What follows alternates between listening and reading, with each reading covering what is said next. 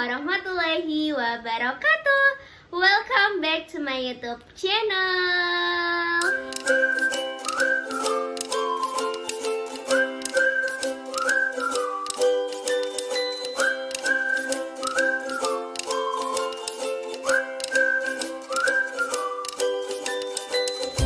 Di video kali ini, di sini aku kembali update lagi terkait seleksi ujian masuk perguruan tinggi negeri.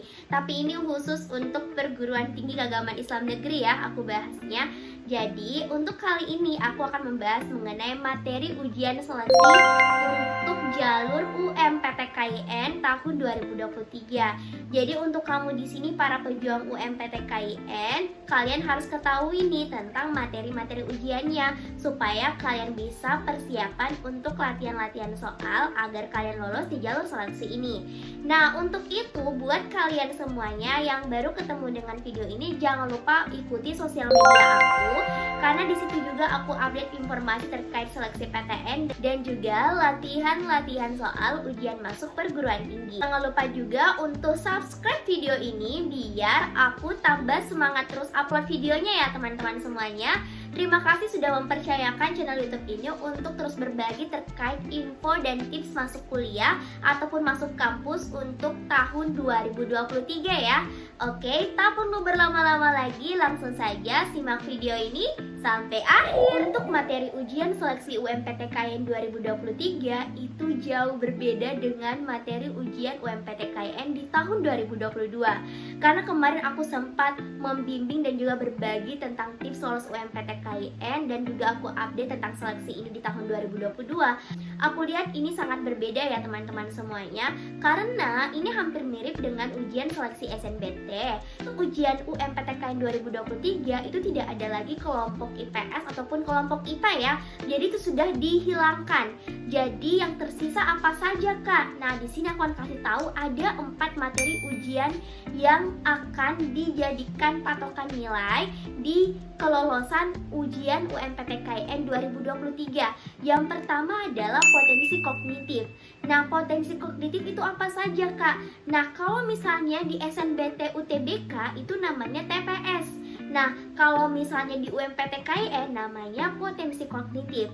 Nah, sama halnya juga kok dengan ujian UTBK SNBT ya teman-teman. Untuk potensi kognitif ini adalah tes yang digunakan untuk menguji kemampuan para peserta ujian dalam menganalisis suatu masalah.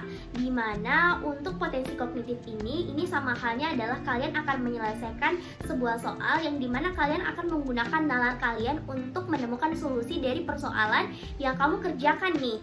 Nah, untuk meliputi tes-tesnya apa sajakah? Sama halnya dengan UTBK, ada pengetahuan umum, ada penalaran umum, ada pengetahuan kuantitatif, ada juga pemahaman baca dan menulis. Nah, itu adalah bagian dari potensi kognitif ya teman-teman semuanya. Jadi sudah paham ya, untuk materi ujian yang pertama adalah potensi kognitif. Kalau di SNBT dinamakan tes potensi skolastik. Nah, untuk materi selanjutnya adalah literasi matematika. Nah, sama halnya kok dengan materi ujian di UTBK SNBT. Kalau untuk PTKIN namanya literasi matematika, tapi kalau untuk PTU atau perguruan tinggi umum namanya penalaran matematika. Jadi bentuk soalnya itu pasti berupa matematika ya teman-teman. Cuma kalian akan diajak untuk membaca.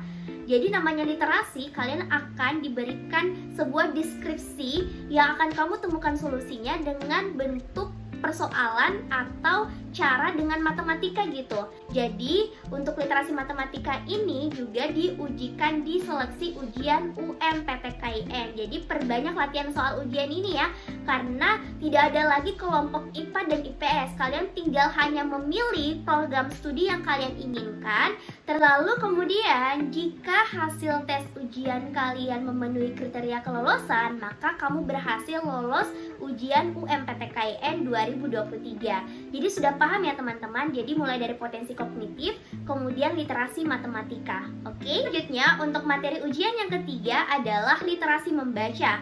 Nah, literasi membaca ini meliputi apa saja Kak? Yaitu ada bahasa Indonesia dan juga bahasa Inggris. Itu akan diujikan juga di seleksi ujian UMPTKIN 2023. Nah, kalau aku ingat Kalau aku flashback di tahun kemarin, itu ada baca tulis Quran. Dan mungkin saja itu akan kalian dapatkan juga, tapi ini belum ada informasi lebih detail ya dari informasi yang aku baca dari panitia SPAN UMPTKIN. Nah, jadi untuk literasi membaca ini, seperti aku bilang ada 2 bahasa, kalian akan menyelesaikan soal-soal tersebut. Untuk kamu yang memang tipikal orang yang tidak suka baca buku, sekarang mulai deh latihan. Karena kalau misalnya kamu hanya mendadak menyelesaikan soal atau ikut tes ujian di hari H, kamu akan bakal kesulitan, kamu bakal tremor, kamu bakal gak fokus ngerjain soalnya. Oke, selanjutnya untuk materi ujian yang terakhir adalah literasi keislaman. Nah, literasi keislaman meliputi apa saja, Kak? Jadi ada materi ujian terkait Al-Quran hadis, akidah akhlak, fikih, dan juga sejarah kebudayaan Islam. Jadi untuk ini memang sudah digunakan sebagai bagian tes ujian UMPTKIN ya.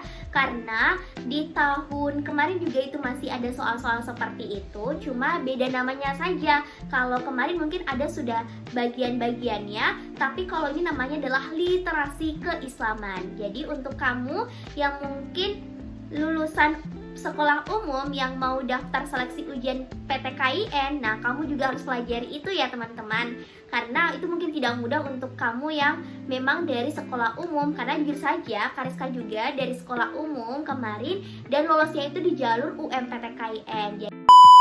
Nah, itulah tadi 4 materi ujian seleksi masuk PTKIN 2023 ya teman-teman. Jadi aku ulangi, ada potensi kognitif, kedua ada literasi matematika, ketiga ada literasi membaca, dan yang terakhir literasi keislaman. Jadi ingat ya, 4 materi ujian ini.